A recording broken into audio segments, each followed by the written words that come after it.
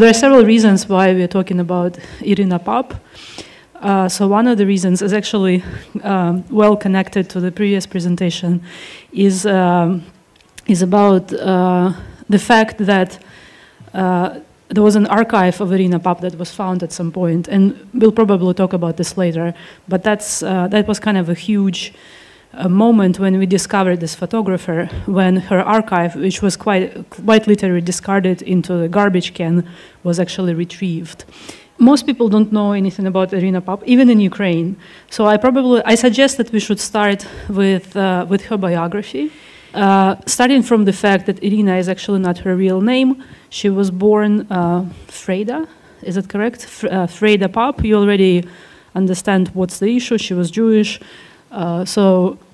Katya. What we see here is, first of all, the photographer herself, and the picture is taken by her husband, who was also a photographer, Boris Gradov. And then, thanks to the research undertaken by her family and her grandparents, we also see here her record of the registration and the record of her birth. She was born in Odessa in 1917, and later on she changed not only her name but also her year of birth. It's 20, then she made it 21, 1921.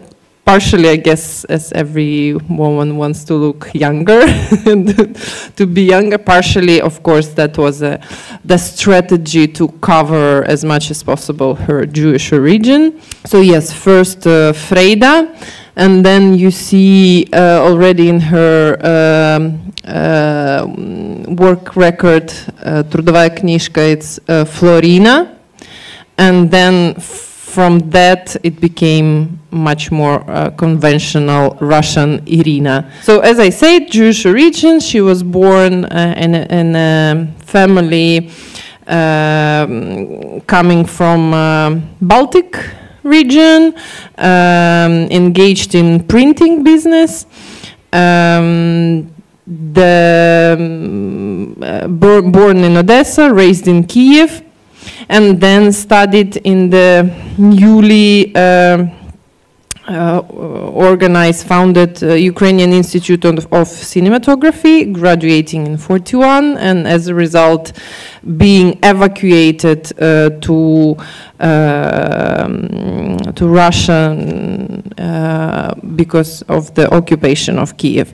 And her specialization was film industry, electrical engineer, so not a photographer, but I assume, and we can assume that of course photography and cinematography in early years very, very close, and the origins and some theories were very similar. So she was, we can assume that she was familiar with photography, but it's only at the beginning of the 50s when she moved with her second husband Boris Gradov to Uzhgorod, where he worked as a photo reporter, when she started taking photographs. And then we find in her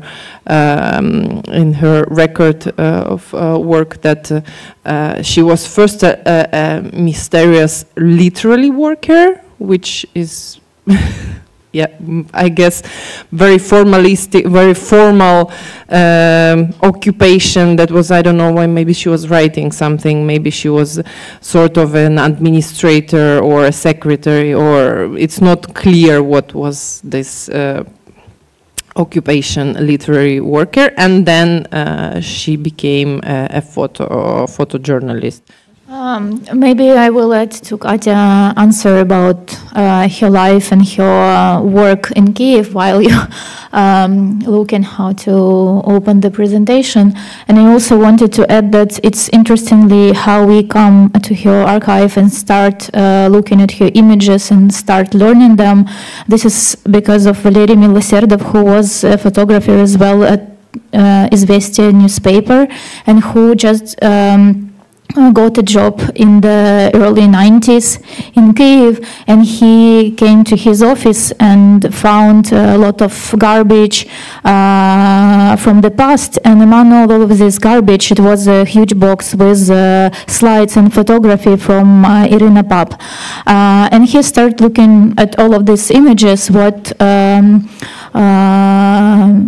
was there inside. And it was a lot of interesting pictures of Soviet life of 50s and 60s, quite unique images. So he started learn more about her personality and her professional path. And after he find her family and start asking what she did and why she decided to put everything to the trash. And then he again find another archive with her images from abroad vacations and some professional trip with Soviet leaders. So it means that she was quite close to the party and authorities, because otherwise you just cannot go to Western Europe, to the Central Europe to visit it and to photo shoot, and also to save all of these images for after. So this is also interesting how she can put some topics for her own personal archive and something that she wants to forget and not to want to show to anybody. So this is also for me, intriguing question, what is really was on that images, what we can find in this Soviet real life, is something else also was documented there. And other small details, how people describe her. She was super small, tiny woman. So compared to all of these guys, huge guys with huge photographical apparatus, she was as a contrast to them. And of course, this is also give this image of women in photography, Soviet photography. That was interesting. My question is, in doing your research, looking at these photographers, if you have access to their archives, which might include, say, the contact sheets or strips of film, at least, in my experience, most photographers tend to photograph around their subjects. So the photographs you've been showing are clearly the ones that were acceptable. But do you not come across the other story, the backstory, the setting up of these photographs, for instance, or a lot of photographers tend to have pet projects of their own, which never get to see the light of day, but nonetheless,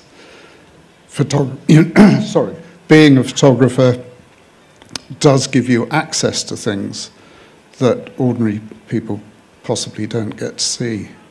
So do you come across those other stories? I think that there is a huge problem, because you can have access to these stories, because she wanted to, one archive she wanted to destroy it physically and she forget it on her job, but there is another archive that she also wanted to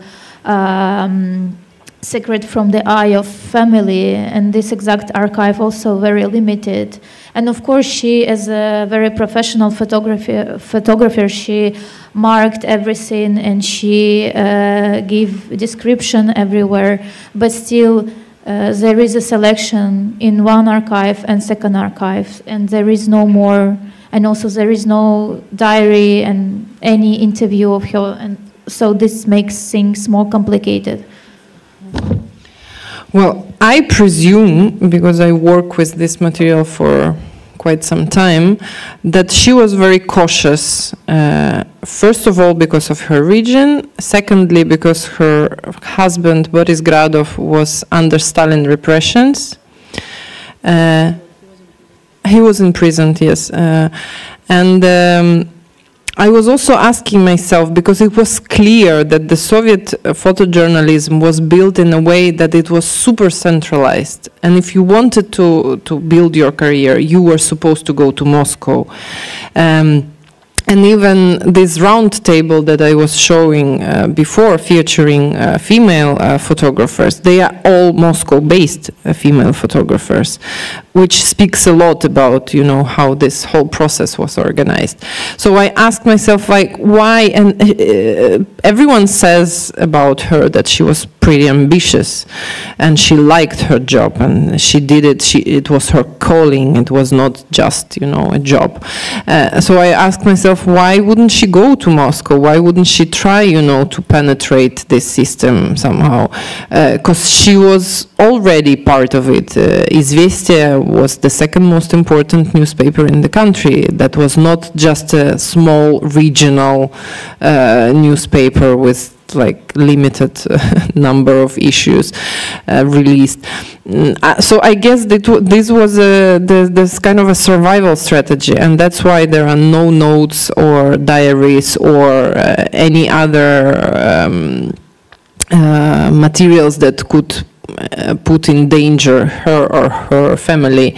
And we don't know what Izvestia, the newspaper archive, holds, because it's in Moscow, and despite or except for the war, which makes it kind of inaccessible for Ukrainian researchers, it's also a huge problem because, as I understood and as I know, it's just a huge pile of documents which has no order or any kind of systematic, you know, approach, which means that you just, you know, go there and you hope to be lucky enough to fish something out of it, but there is no particular order. So we don't know what is there.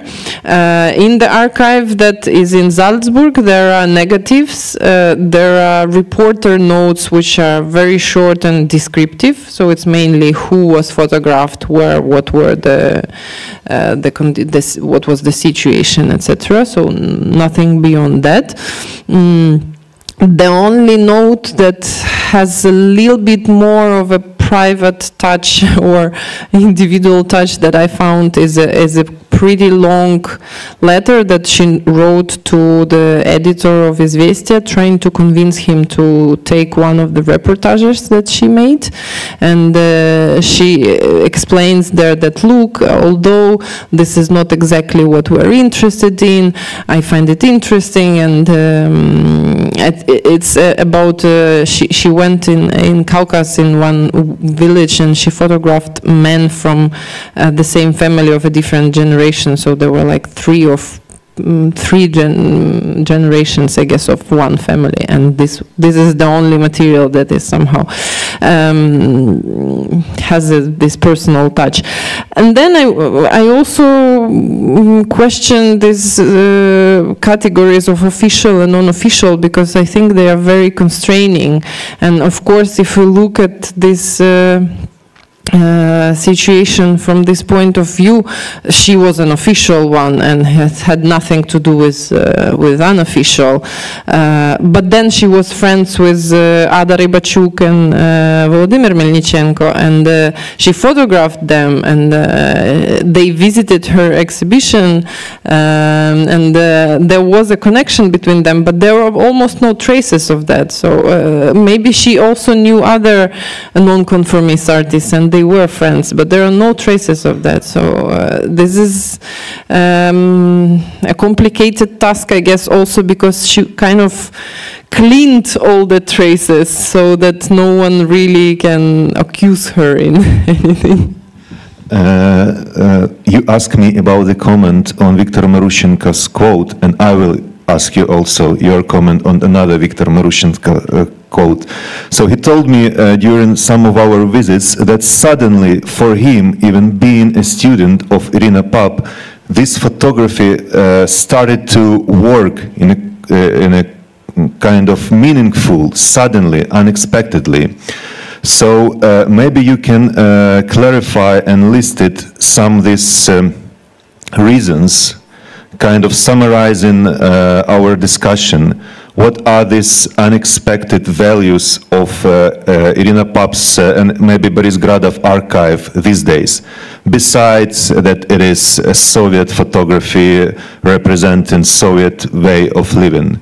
What can be also interesting, especially for international public? I think, or at least what is the most interesting aspect of Iryna Pap's photography for me is something that you mentioned, that is a very humanistic, very anthropocentric photography. So, of course, it was extremely difficult to get through all these regulations, on all these pretty strict rules when it comes to a portrait, let's say, because there are pages and pages and pages written on Soviet Photo magazine about how you, as a photographer, is supposed to photograph people, so that the dignity of a Soviet person is there, and everyone in this country, but also outside, where socialism is only fighting for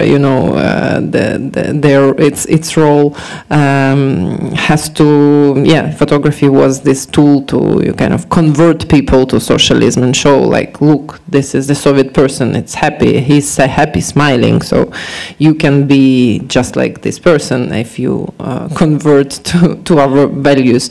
I think it was pretty complicated to get through this, but also when I compare her photographs, for instance, from late 50s and the 60s, I see the difference, because the poses, the expressions, the background, they are much more relaxed. I see much more of like experimentation there comparing to the end of the 50s. So I also see that there was a certain evolution in her work, and yes, it's human at the end, at the center of her photographic practice. This, I guess, it's interesting, and it reminded me actually that when we showed her exhibition in Austria, people at the opening, and there were a couple of people of like an older generation, when they approached me and they said, "Wow, but these photographs, they completely ruin the image of a Soviet person that we used to have, because we thought it's we were taught that it's a suffering, gloomy, unhappy, poor person, and then we see all these smiling faces, and it's just, they were just like us, like there were not such a big difference." I mean, it might sound naive, but it's also interesting that people perceive it this way.